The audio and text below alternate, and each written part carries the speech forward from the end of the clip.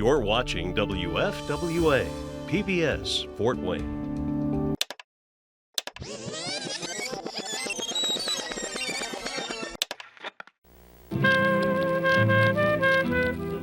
Dear Christina, I've heard it said that most of the significant events in a person's life usually happen during a single decade, and that's certainly true with me. During the 1940s, I graduated from high school. The country went to war. I went to college. I met a man, fell in love, got married, and had my first child. It was an exciting time, and looking back some 50 years later, the memories are warm and comfortable. I realize that at the ripe old age of 5, you may be a little too young to understand. But I'm hoping that one day you'll read this letter and maybe you'll feel like you know your Grandma Betty a little better. Along with this letter goes a small train case. In it are what I consider some important pieces of my life. You'll find pictures, mementos, and dozens of letters written by me mostly. I've always been big on letter writing and have gotten many old letters back from family and friends in recent years. Many were written to your grandpa when he was in the war. I was so surprised he had kept them, and now I'm so happy to be able to share them with you. I think you'll gain a better understanding of how the world looked then and what a lovely place Fort Wayne was back in the 1940s.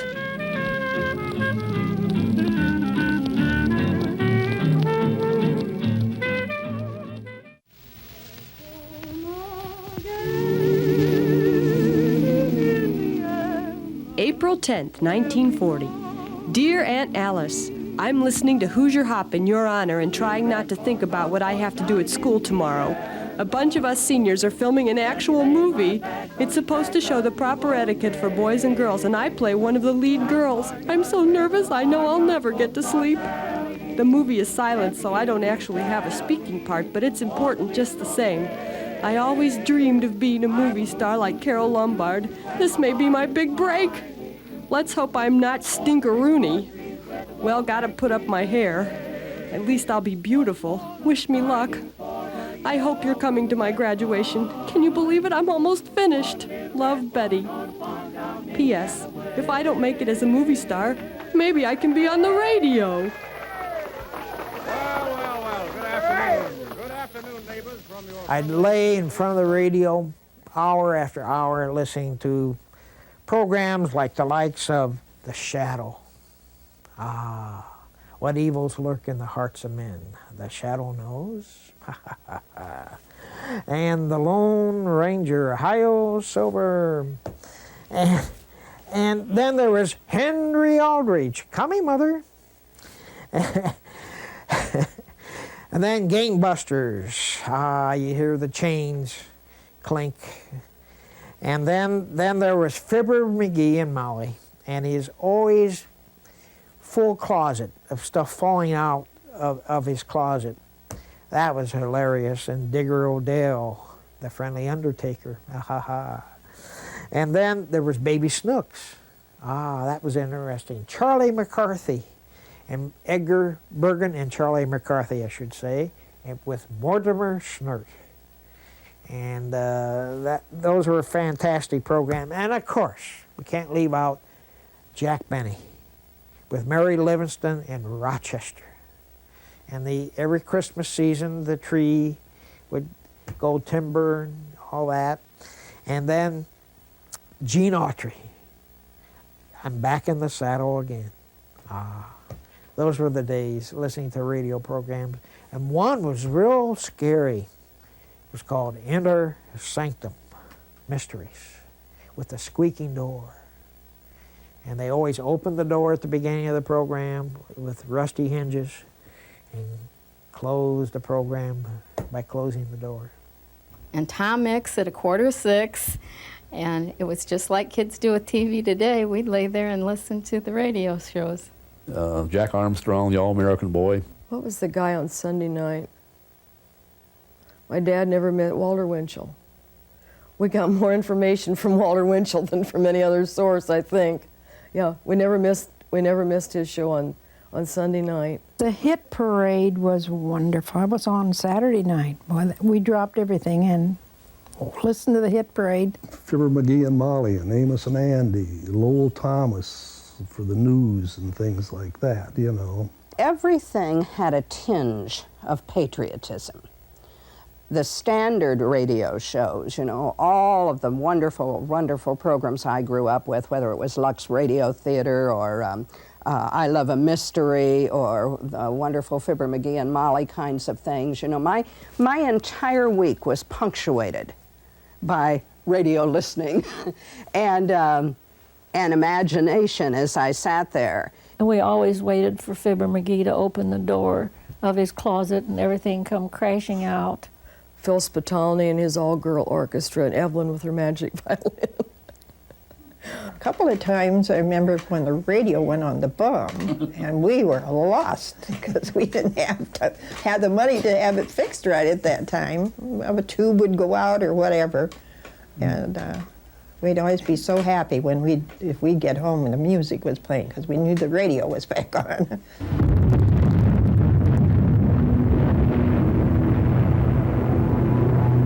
December 16th, 1941. Dear Aunt Alice, I can't believe the Japs bombed Pearl Harbor. I heard on the radio that so far they think about 3,000 Americans were killed. I feel so bad for their families. What a sad Christmas this will be. Because I remember when they bombed Pearl Harbor, we were, a group of us had been down southern Indiana to organize a club, and we were on our way back home. We heard it on the radio when they bombed Pearl Harbor. It's Sunday morning. Yeah. I remember we were at my grandmother's house on that Sunday because it was her birthday after church, and my cousin went down to get some pop, and about 2:30 or 3 he came back and he said the Japs hit Pearl Harbor. Man, that family reunion got fixed. We packed up and went home. Everybody's sitting there, and this is funny. We turned on the radio, and I didn't realize it until you did the radio show. We just sit there and we watch that radio, like you would TV. I don't know why, you couldn't see anything. We were glued to that thing for hours. Yeah, I mean, after that happened. But I remember the day of Pearl Harbor. We were driving to Austin and heard it on the car radio. And that just changed everything, of course. Many of the boys I graduated with have already gone to the utility center to sign up. It just seems so strange to me that everything can change so quickly. Lots of my girlfriends' husbands will be going overseas. How frightening. We were young and bold and brash and brave, and it was the right thing to do to get involved as soon as you could. My brother was 3 years older than me, and he wanted to go very much, and so I remember my parents, and it was one Saturday morning, we took him to his induction center, and that's the last time we saw him until he got out. We never saw him. He never had a chance to come home after basic training or anything like that. Mother gave me a hug, and a big old kiss, and Dad shook my hands and gave me a hug and said, be careful, keep safe. And I don't remember crying, but I know I felt like crying, and I felt like crying especially when he and my dad shook hands, because I'm sure my dad was very, very proud of him, but he couldn't tell him that. He couldn't tell him that, but that was a gesture that made everyone know that he was proud of him. Had the little satin flag hanging in the front window with one star in the middle of it. I was so lonely and so frightened and so sad. I had envisions that perhaps I'd get shot down and my parents would never know. If you'd like to express some of your ideas on the war situation, on rationing, on any aspect of Fort Wayne's war effort, just write a card to On the Allen County. Dear Aunt Alice, see what we Well, can do. I'm trying to get Thanks a used lot to and so rationing. It took Dad several sessions trying to explain how it works, and I guess all I've really figured out is that Mama uses sugar a lot more than I do, so I give her my stamps. Everything was in short supply. Everything from shoes to gasoline to meat. Shoes, they said they were using all leather for the soldiers' shoes, so there was none. All the factories and stuff went to war, something for the war. They stopped making everything else. So things like shoes, imported things like sugar that there was not very much of in this country that was imported. Of course, became very short supply. The meats was going to the soldiers to feed them. And it was understood by the people, but we went to a rationing, and the government put out a rationing book for each family. And we had stamps that it came out in the paper what stamps were allowed to be used. That way they could, if the volume of an article went down, they could lessen the amount you were allowed to have with the stamps, and so you had issue dates for the stamps and you could use them. Fat, they claimed they were using the fat something in munitions besides food. And so the women would save their drippings from the bacon or whatever they cooked, and they return it back to the store, to the meat market, and the meat market would actually buy it back and give you some little coupons, a little token, and those didn't have a date on them, so they were good whenever. And so very often, if you really didn't need the meat, you'd go and buy a small piece of meat with your coupon, and your change for the coupon came back in a little token, and that did not have a date on it. So if you wanted to have a big dinner for the family, you'd had enough tokens you could use then to get your meat. Shoes were, again, in short supply because of the leather used for soldiers. And if I remember right, we were allowed 2 pairs, 1 pair every 6 months, 2 pairs a year. And for kids growing up, that's not very many shoes. Everything, of course, they stopped making cars. Gasoline was, of course, very highly rationed. And there was an A sticker, a B sticker, and I believe a C sticker. The A sticker was for the general public, that what everybody was allowed to have was so many gallons a week. And then a B sticker, which my dad did have, was for the people working for defense plants that needed to drive when they couldn't carpool. And my father was on machine repair, and he was called in, so he had a B sticker. And then I believe the C stickers was for farmers, so they could buy fuel for their tractors, so they could produce food. So it was logical. I think the worst part of it was we couldn't go out and buy a pair of shoes like we wanted because we had ration stamps. And they didn't last very long, especially when you danced all the time like I did. I've planted a small victory garden at home, mostly tomatoes. Mama does most of the watering and weeding because I'm so busy at the hospital these days I don't get home as often as I used to. I love being a nurse. Suffering through chemistry really paid off. I'm helping coordinate a scrap metal drive the hospital is sponsoring. Kids from all over have been bringing pieces of metal to the hospital parking lot. Now I need to round up a large truck to haul it away. I really feel like I'm contributing to the war effort. It feels good. My father was a civil defense warden, so my at-home memories had to do with an extremely patriotic family.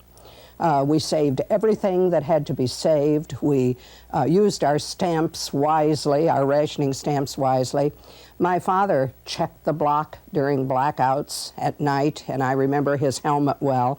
I remember walking with him during the summertime around our particular block in Northwest Fort Wayne, out West Stateway, where I was born. And I can remember, I was young at the beginning of the war, or 11, 12, that kind of age, but I remember being deeply concerned about the lightning bugs, that they would light themselves to such a degree that perhaps planes flying over might be aware of the light when we were so careful to keep it very dark. So I had some direct relationship, even though I had not much family actually in the war. On the home front, we were very much involved. A siren would sound. They would, I think, tell you in the paper they're going to have a practice air raid, and you hear the siren. That meant you had to turn all your lights out. In order to enforce that, they had a block captain that wore one of these white helmets, and he'd come down with his flashlight and say, "Hey, lights out, now." You had to do what he said or he'd turn you in. And I was still young enough that I was afraid of the dark, and I always went to sleep with a light on in my room. Well, with a blackout, you weren't allowed to do that, so my dad took a small light bulb, a low wattage bulb, and used bluing on it so that it would not show, and that was acceptable because then they could not see it for an air raid, and that was my little light, and my little night light I had. Dear Aunt Alice, last night I went out on a double date with my friend Tammy and 2 soldier boys she knows. We had a swell time. My date's name was Jim, and he was really nice. He's from Fort Wayne and stationed at Bear Field until he gets his orders. We went to a Clark Gable movie at the Boyd and stopped at Gardner's afterwards for a hamburger. To tell you the truth, I don't remember much of the movie, but I remember a lot about Jim. Very handsome in his uniform. I can't remember how long it's been since I went to a movie. We used to go to the Amboy Theater, Paramount.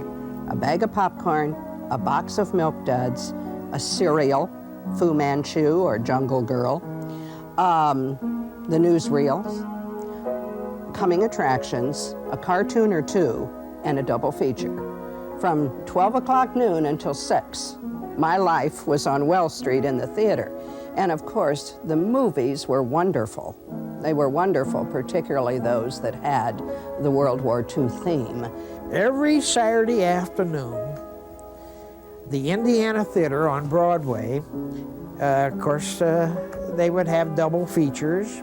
They would have, along with the double feature, they have Serial. Oh yes, you had to watch that Serial, and it ran for about 13 weeks to keep you coming.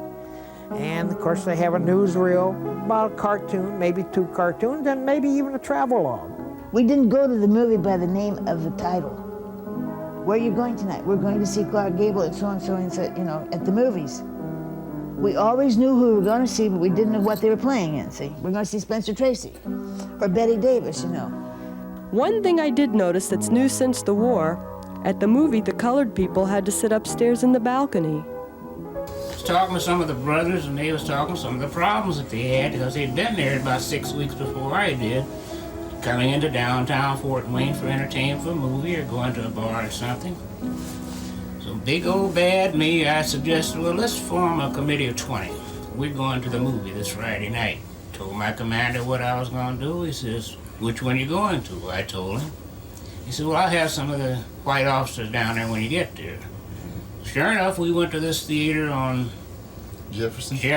Probably the next, Jefferson, yeah. right across from Hillman's China. Hillman's China shop, yeah. Okay. 25 soldiers, clean, looking presentable, no drunks, no loud talking. We go in this joint. The guy points upstairs. I said, by hell we are. It's right beside. I said, where these people are going in, we got our popcorn, our candy bars, our pop, and we followed them right in. We went halfway down the aisle. Took 2 rows of us. So something told me to check that door again. So sure enough, I went back. The owner of the theater is calling Bear Field to send the MPs down. So I come back and told the guys, I said, tell you what, by the time these MPs get here, we'll be standing right on both sides of this aisleway waiting on them. And I told the first one to come through there, I am an Army officer, I'm black, I'm with my brothers. I said, if you want problems, you come to the right place. We stood back and looked at me. He says, you from Bear Field? I said, what does that insignia say? Yeah, but we haven't seen nobody like you. Welcome to the club. So we had a standoff. So I told the guys, I said, now I'll tell you what we're going to do. Since they're not pushing us too far, we'll get up and walk out in an orderly fashion. But I told that manager, we'll be back with 100 strong. This was like Friday, Saturday, we had 150 down there. We didn't have no problems. And the 3 of us went to the Jefferson. And that was when we still had this right side, you see. Charles was kind of limping because he had been shot with this wooden bullet through his thigh, and he had this big, and he was recuperating really. He's about well, but he was ready to go back. And we went in there, and we sat in the middle, of course.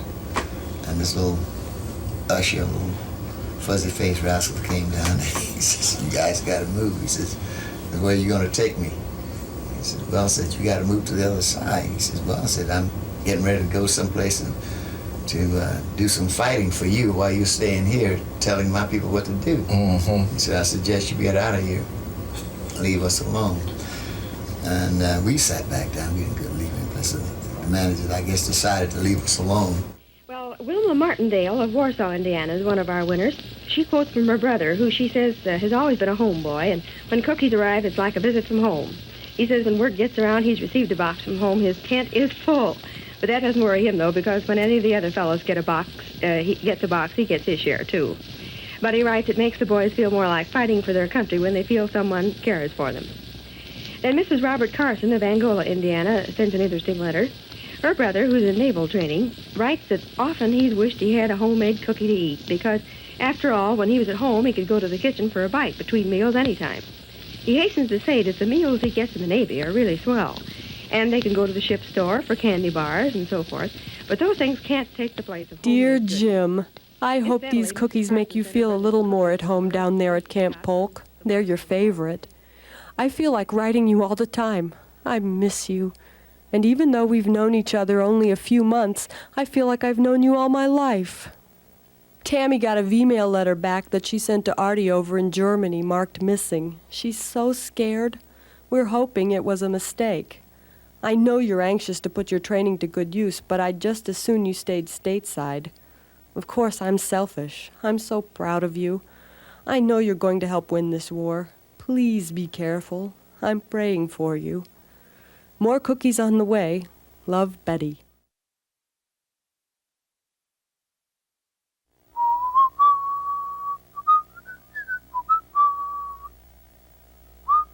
Dear Jim, took the train to Chicago this weekend and it was packed. Tammy and I had to sit on our luggage practically in the aisle. I had no idea it would be so busy. This was the first 3-day weekend I've had in months, and Tammy wanted to get out of town one last time before she starts work at GE, so we saw the sights. Boy, Chicago sure is big, and there were soldiers everywhere. I kept hoping I'd run into you, even though I know you're on a ship somewhere. A girl can hope, can't she? No word yet on Artie.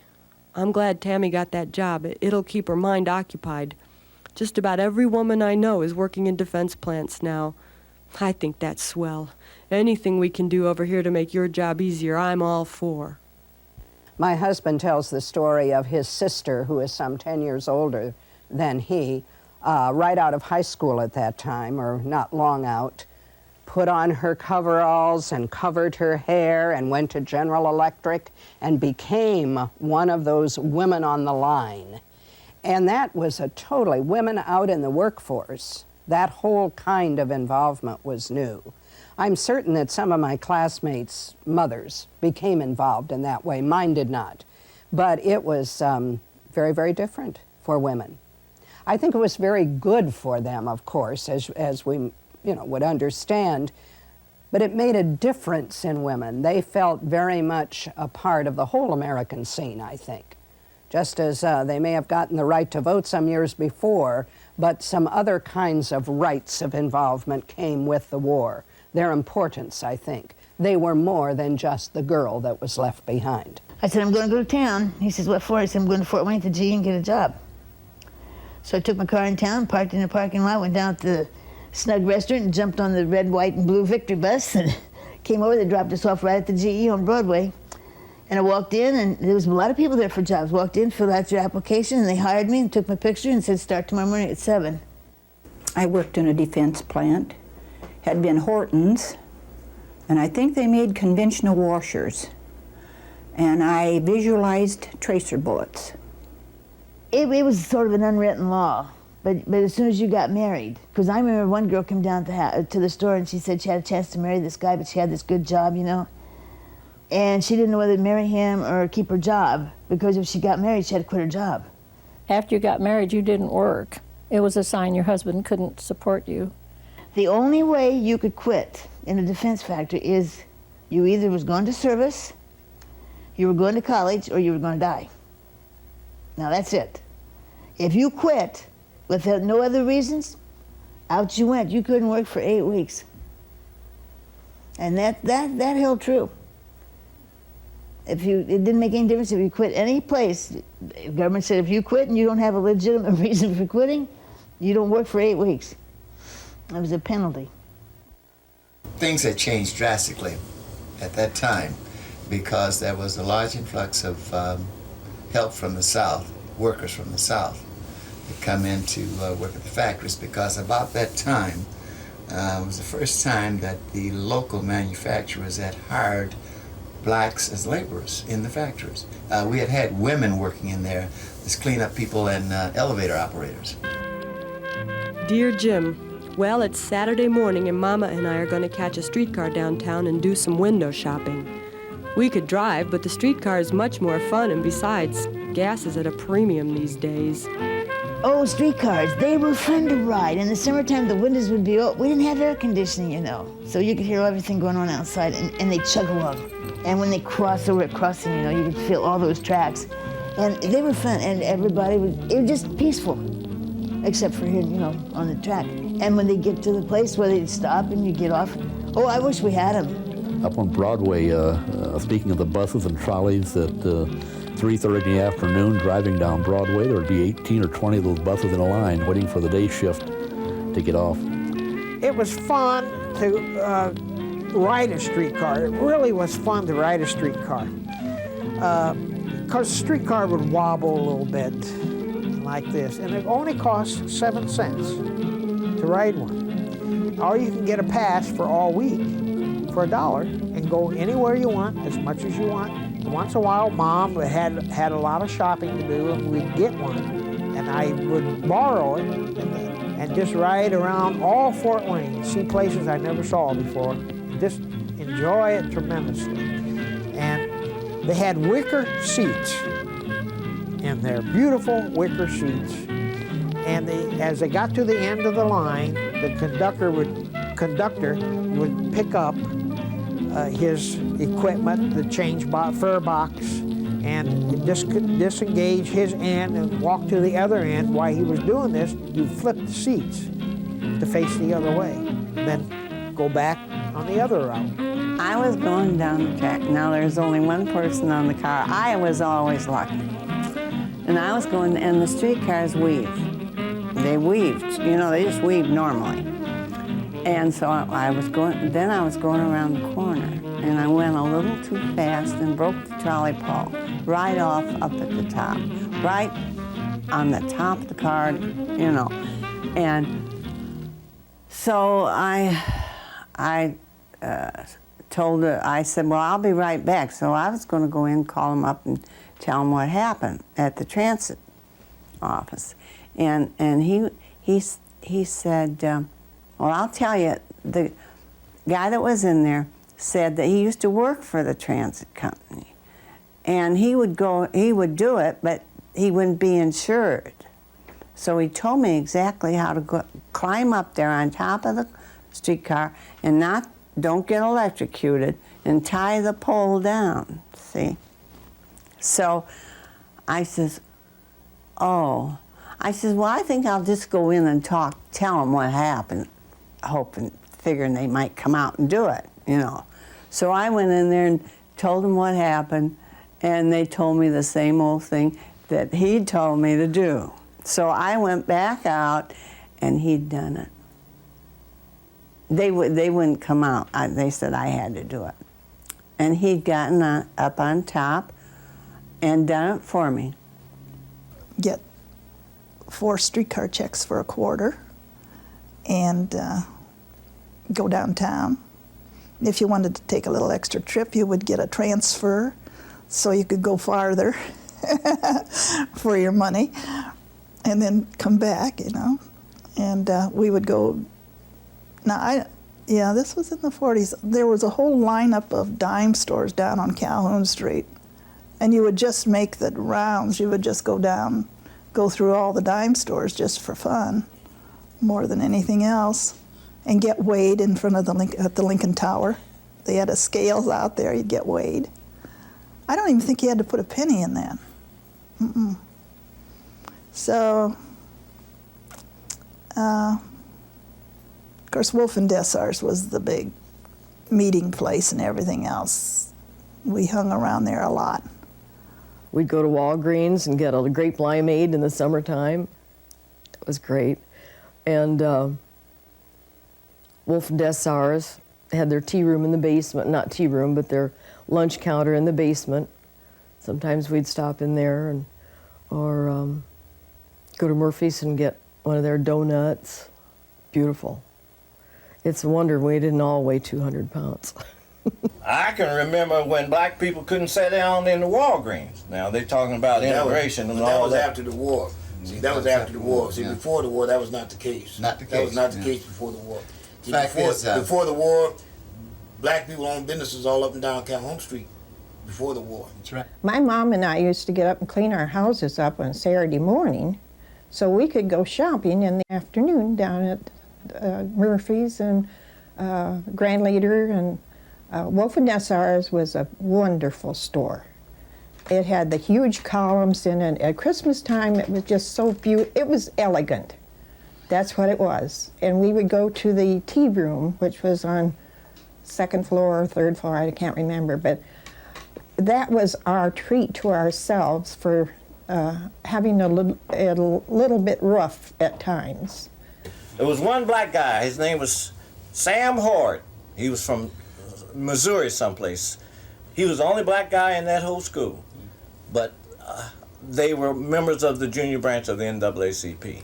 There was a white tower right up the street there, that hamburger joint. Right down, it's still there. Right, it's still there. Powers. All the boys, it was all boys school. When they, at night, when they get through studying, they'd go up there to eat. The man wouldn't serve him.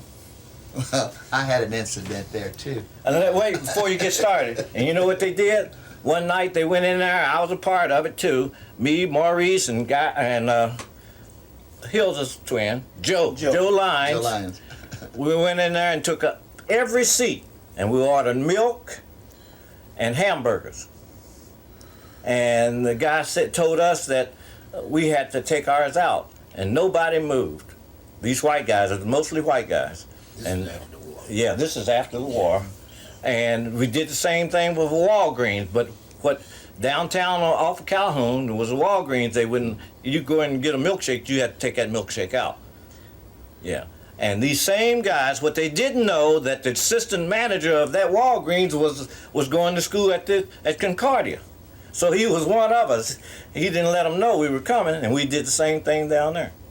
But that's what broke that down. This letter is a continuation from earlier this morning. Mama and I had a great time downtown, and to tell the truth, I spent some money. We splurged and both got permanent waves, and I got a new pair of shoes with my ration stamps and perfume. I'll send you a picture of my new hairdo. They would put your hair in rollers and make them, they made the rollers really tight. There was a pad, felt pad, under the rollers, which was supposed to protect your head from getting too hot or burned or whatever. And then they would put this machine was up here, and it would bring a curler, a clamp, really, that was electric, down here and put them on each roller. And then they would turn it on, and you could hear it snap and crackle. And one time I got a perm, and the lady that did it walked away. She did not stay with me. I mean, anybody under this contraption needs somebody there right now. And she walked away, and I got a burn right here by my ear. But it was pretty scary, really. But I'm telling you, it was worth it all. Because your hair was just gorgeous, because my hair was just as straight as anything. And so it was worth it all. Lots of times you had to have a flower in it on one side about here. Not a real flower, a fake flower, and usually white. And wore my hair long and kind of straight. Except I wanted to look great for my senior picture, so I went home and I put all these pin curls in my hair. Pin curled it, and it came out. I was supposed to get my senior picture taken the next day, and it's in the yearbook right now. And I never looked like that. My hair never looked like that. I couldn't get the curl out of it. It was terrible. I would have been lost without pin curls, because every night without fail, my hair was long. Every night, rolling those pin curls, and when you had hair that was shoulder length or longer, winding that hair to put that pin through was an endless experience. The perfume I liked was Emerald by Coty. I liked that a lot. And then another one was Windsong that I liked a lot. I remember this awful stuff called Blue Waltz. I have always, or in those years, was devoted to Fabergé because I wore either Wood Hue or Tigress. I wonder why I chose those now, but I thought they were wonderful, and I mean I used them not sparingly. I was well squirted. White shoulders. I went up to have our Nelson Snyder sign my yearbook, and he said, "What kind of perfume is that you have on?" And I said, "It's called White Shoulders." And he wrote in my book, "Hurrah for white shoulders." I had a friend who is still my very good friend, a grade school, high school friend, and we still are best friends, who wore Taboo at Northside and still wears Taboo. You would get a hat that was probably not very expensive, and you knew it didn't look very good, but you wore it anyway. I don't know why you wore it. It was pretty bad, but we wore them. We wore them. We wore those hats. And in summertime, if it was 90 degrees out, we wore white gloves to church. Turned the hymnals with the gloves on. Wrote with the gloves on. I think we just thought it was pretty spiffy. I remember a friend of mine and I going downtown to Murphy's and getting a bottle of this leg makeup, as people called it. Well, we put it on our legs and we thought it looked pretty, I'm sure it was streaky and orange and horrible, but we decided it was so interesting that we'd go a little further and we coated everything. I can remember a summer going to Hamilton Park, which is kind of our summer hangout over in the North End, and I can remember being covered with that leg makeup and thinking I was beautiful. And I'm sure it was just awful. I heard that some girls would put leg makeup on, and then to make everyone believe that they had hose on, they would take an eyebrow pencil and draw a seam up the back of their legs. Dear Jim, I signed up to work at the USO downtown 2 nights a week. They said they needed hostesses to help serve refreshments and entertain the boys from Bear Field. I figure I can give 6 hours a week for such a good cause. The USO was on the corner of Harrison and Washington. Big building on the corner. And I played the piano there and entertained the guys in the service. And I was also hostess in the officers club downtown. Bear Field, of course, soldiers would come back down Broadway going into town to the USO. And I'd see soldiers just falling out of a truck almost. There were so many in a truck, and I'd see them and I'd salute them and they'd salute back. And it was just, Fort Wayne was just loaded with soldiers. It was a place to entertain the servicemen, to dance with them and We had refreshments. I played the piano and they sang. At that time, the military, as was the city of Fort Wayne, was very much segregated. There were 2 USOs here. There was one on, I think, West Washington Street and one on Lafayette Street. The one was for the white soldiers to go to, the other one was for the colored. Sadly to say, too, at the air base, I have newsletters, by the way, that was put out by the soldiers here during the war called The Beacon, the weekly newsletter. I have some of them with me today, and you may want to look at them. They will mention in there that chapel services on Sunday will be by Chaplain Jones at 8 o'clock, maybe 7 o'clock for the Catholic, 8:30 for the Protestant. Colored soldiers will meet in Building 6 at 2 p.m. So we're somewhat of a division there that today we almost can't believe, but it was indeed real and it occurred. I wonder if you have the chance to relax at all over there. Any dancing? Music? Seems that's all people do here for fun. Dance, dance, dance. Well, they had good bands down there, and my favorite song was Glenn Miller, In the Mood. But we could really dance to that. There was a Keenan Hotel. Used to go to once in a while. They'd dance there, but not as much. It wasn't as popular as the Van Orman and the Berghoff Gardens and the Allen Hotel. And the Indiana, see, there was the Indiana and there's a Keenan. Did Jitterbug? Yes, we had a lot of rhythm. Sunday afternoons, we'd go out to Triers Park, and they had a dance hall out there, but it had live music too. We'd pay maybe 10 cents to dance for as long as we wanted to. We'd get our hands stamped, you know. In the summertime, where you really would like to be was at Lake James, because Bledsoe's was a place that provided for you not only the wonderful opportunity to dance, which was so a part of your psyche at that time, but under such romantic circumstances. To dance in that outdoor pavilion was wonderful. The Charlie Barnett Band was here last week at the Palace. They were really swinging. The trombone player's name was Mac Marlowe, and he came and sat with a bunch of us during a break. He's played with all the greats.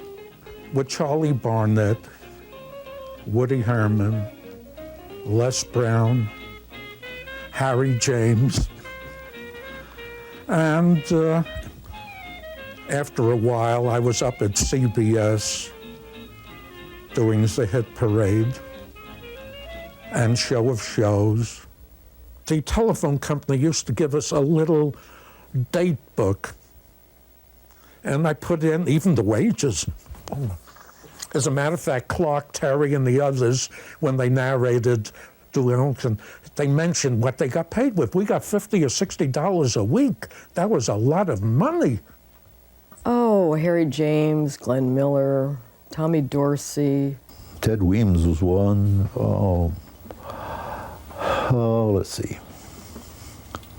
Fats Waller.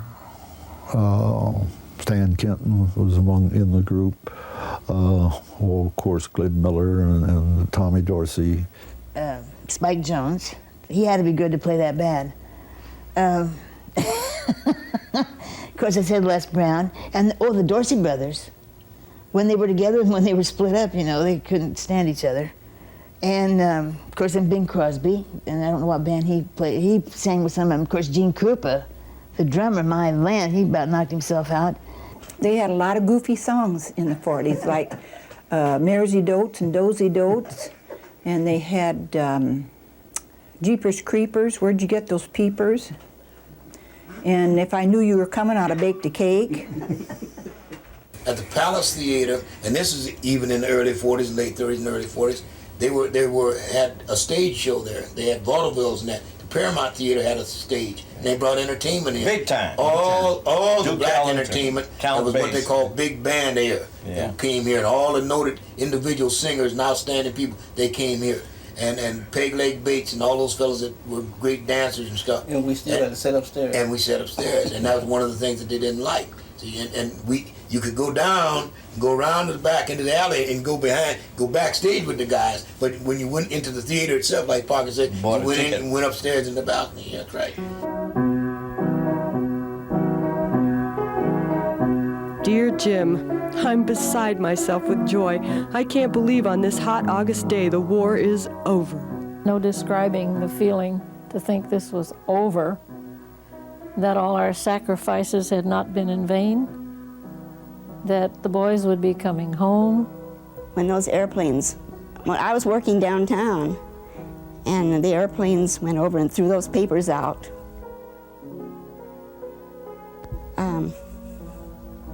Tune in a certain station on the radio for more details.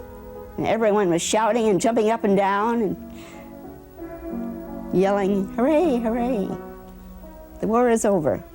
The sirens went off. We thought we were under attack again. The sirens went off about 7:30 in the morning, and everybody scrambled out to the flight line. Oh, we got to get up and do what we have to do. And instead, everybody was just sort of strolling around. What is this? Japan surrendered. Of course, we all hooted and hollered and yelled and screamed, and we couldn't wait to get home. And I can remember being on Calhoun Street at that particular time and feeling such a surge of involvement and such a surge of patriotism. I know there was a lot of celebrating, a lot of tears, a lot of I wish this and I wish that, and what's going to happen now. The boys coming home and Buddy not coming home. And I saw people coming out of buildings, and they were waving their arms, and they were yelling, and they were hugging each other. And so then I realized the war must be over. And more people came out, and after a while, bells started ringing. Every bell there was must have rang for 3 or 4 days. I don't know who rang all those bells, but somebody did, and I'm certainly glad they did. People just went crazy. Somehow we got down to Calhoun Street. It was just loaded with people waving flags, making noises, just having a good old time. And a lot of people ended up in their church of their choice to pray for what just happened. I happened to be in Chicago on VJ Day on leave. I was still in the service, and needless to say, it was a pretty hectic time. I wish I could remember what happened. Well, I could tell you this. It's probably the only time in my life I missed a meal. President Truman came on the radio, I think it was about 5:30, and said, and there was no, he didn't come on, but they said that President Truman was going to make an announcement at 6 o'clock. Well, it was already established that as soon as peace was declared, all the taverns would be closed. The taverns, the liquor stores, everything. I got up from the table. I said to my wife, I'm going to the liquor store. I went down there. I'm not kidding you. I came back with a whole paper sack full of booze. So like I say, I wish I could tell you what happened, but I don't remember. You were celebrating. Yeah, we celebrated all day and half the night. Have they given you any idea when you'll be able to come home? Do you have enough points? Will you come by ship? Will you muster out at Bear Field? Will you be able to call when you land? I'm so excited at the thought of you actually being here in my arms. I don't think I'll ever let you go. I'm dreaming about your return day and night. Oh, thank God you're coming home. It was a great feeling. I've been gone for 3 years, almost 3 years, and it was really a great feeling when I got back and got a chance to see my family and everything. It was real nice. Well, I was happy just to be home. I didn't need no big deal parties. No. He came to see me, And I was just flabbergasted. He came to see me first before he went home. And I was so happy. And I just, when I saw him, I just ran and grabbed him, and he grabbed me, and it was just wonderful. It was just wonderful. I'll never forget that either. Oh, that was great. I can remember I wasn't in the same room when he came in the house, and I can remember hearing him talking to my mother, and she was just so tickled to see him. We hadn't seen him the whole time. He had never been home. The whole length of time, he'd never come home. And so it was a great day. Dear Aunt Alice, he's home.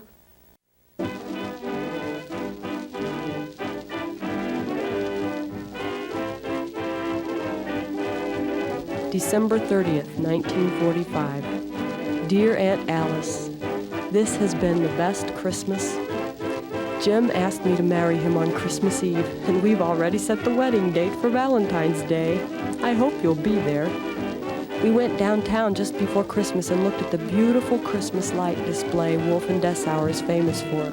They hadn't put it up for several years due to the war, but this year it's up and it says, "And now the lights are on again all over the world." I think it's prettier than it's ever been. I just can't seem to stop smiling.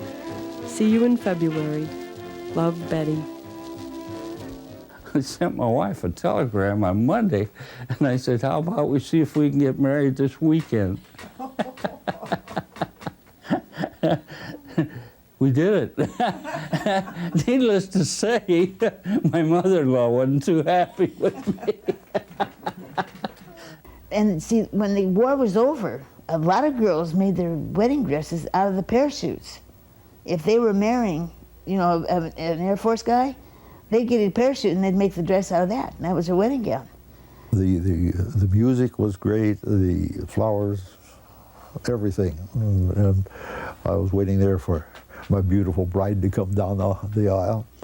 And as we were in our service, in the wedding service, the day had been it's cold and snowy and cloudy and so on.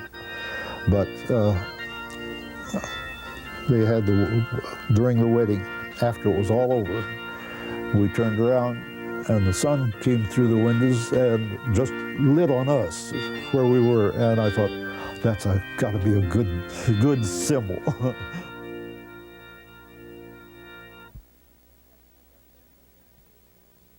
September 13th, 1946. Dear Aunt Alice, Catherine came into the world at 2:30 p.m. yesterday. 7 pounds, 8 ounces. Jim is passing out cigars. Mama and Dad are getting my old cradle ready, and I'm flat on my back wondering whose baby is it anyway. The nurses seem to get to see her more than I do. I may go nuts laying here for 6 more days. I quit work after my 5th month and really haven't missed it. I'm looking forward to staying at home and taking care of my new family. I can't explain the feeling I get when I look at that little girl. I just want to cry. She's so helpless, so perfect, so much a part of me.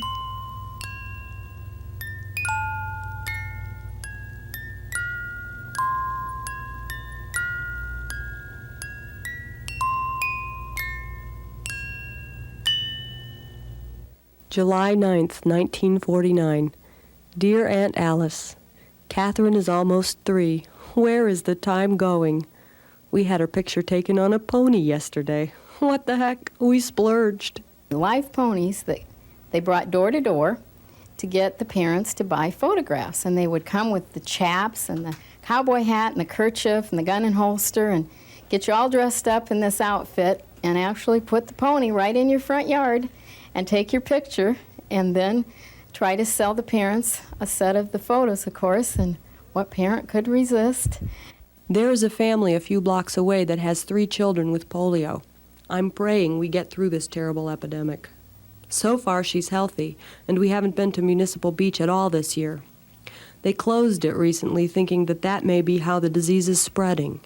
They had a large quarantine sign on our house, and people walking by would actually cross the street. They were so afraid of polio back then. And Mom said that the dairy would not pick up our empty milk bottles. Back then you had the milk crates that you sat out on the porch and the milkman came and picked up your empty glass bottles and left you your new order. They would not even take our milk bottles back because they were so afraid of the virus. And then she said the mail that was picked up, somehow they sterilized the mail that was taken from our house. So it was a very scary time. Our neighbor, Mr. Patrick, dabbles in home movies. When the neighbor kids learned that, they asked him to make a movie starring who else? They decided on a bank robbery and took great joy in fleshing out a plot and costumes complete with a mustache for the villain. Mr. Patrick had the premiere yesterday for the neighborhood, and I must say it was pretty cute. Even Catherine sat still for the whole 3 minutes. We're lucky to have such nice neighbors. Oh, by the way, did you see? Look magazine voted Fort Wayne the happiest city in the United States. We're all very proud, and copies of the magazine sold out in a matter of hours. Look magazine came in 1949 when I was a senior, when Fort Wayne was voted, you know, the happiest city, and photographed for the cover of Look all my best friends. I was in the building rehearsing a dramatic declamation for the state speech meet. I have never gotten over that. I could have been preserved for posterity on the cover of Look. And I wasn't out on the riverbank where I was almost every noon hour, but I was in there preparing for the state speech meet, and all my friends were on the cover. Well, it's about time for Catherine to wake up from her nap, so I'll close. Can you believe how much has happened in the last 10 years? It was so fast and hectic in the beginning, and now it's so peaceful. Love, Betty.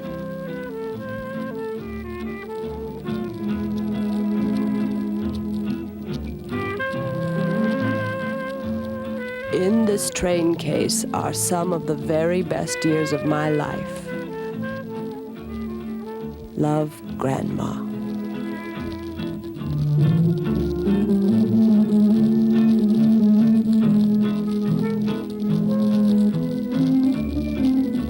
My favorite clothes in the 1940s was, would you believe this, corduroy knickers, long wool socks, and of course, being in the winter, I'd wear a wool plaid coat.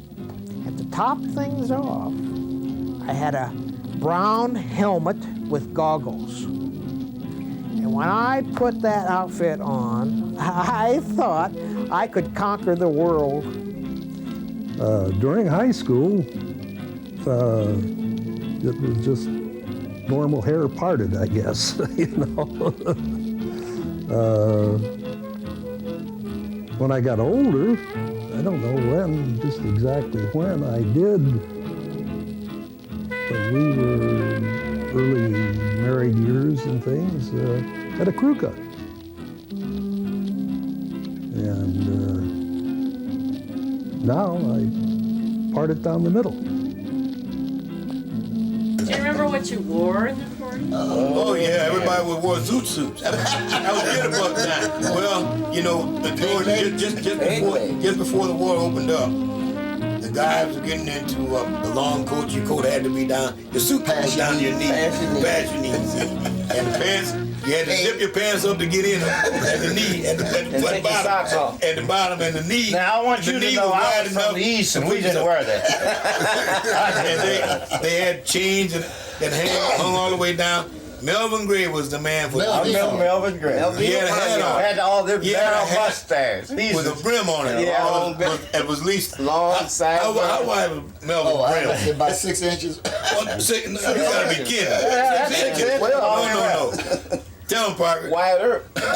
He had a brim on his hat that would overshadow his shoulders from his ear. Padded shoulders. Yes, sir. Padded shoulders.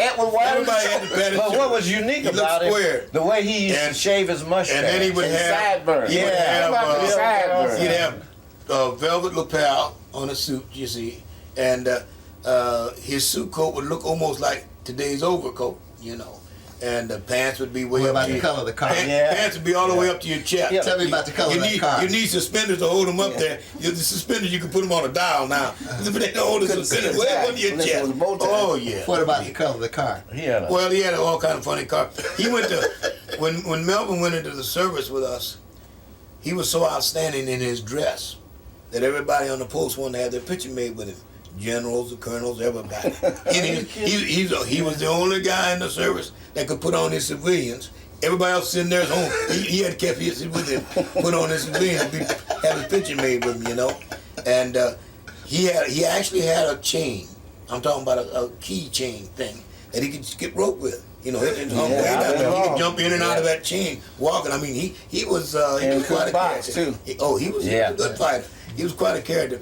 But his clothes, I would suppose, on today's market, his clothes probably cost as much as any you can find around because he had them hand tailor made down there, and the tailor was not cheap even for those times when a dollar was a dollar. And everybody wore knob-toed shoes. That's the long shoe. See, if your foot was a size 9, you bought a size 12, so you had these 3 foot. Any size, see?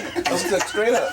Straight up on the end, see? Knob toe. And I don't care how wide your foot was back at the side, at the end of it, it would come to a point. It would come to a real point, see? Knob toe shoe. So a guy got on these little baby pants down here and all this.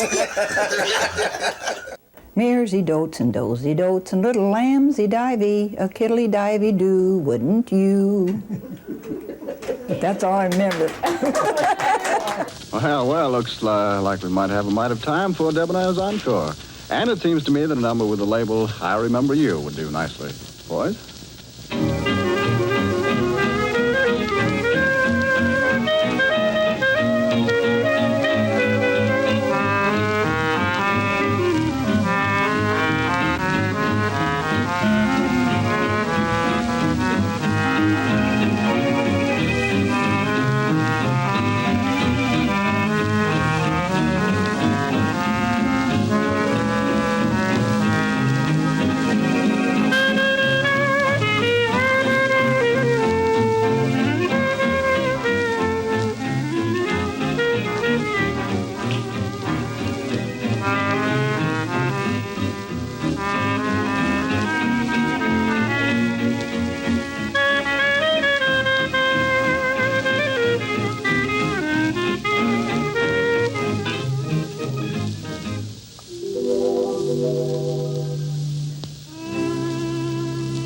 Well, sir, it looks like our allotted time is just about up. May we come back again next week, long about the time the clock strikes?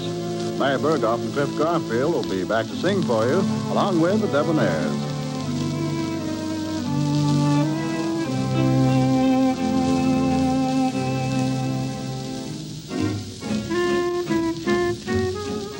From the studios of WOWO Fort Wayne, we have presented Indiana Indigo. This program came to you from Fort Wayne.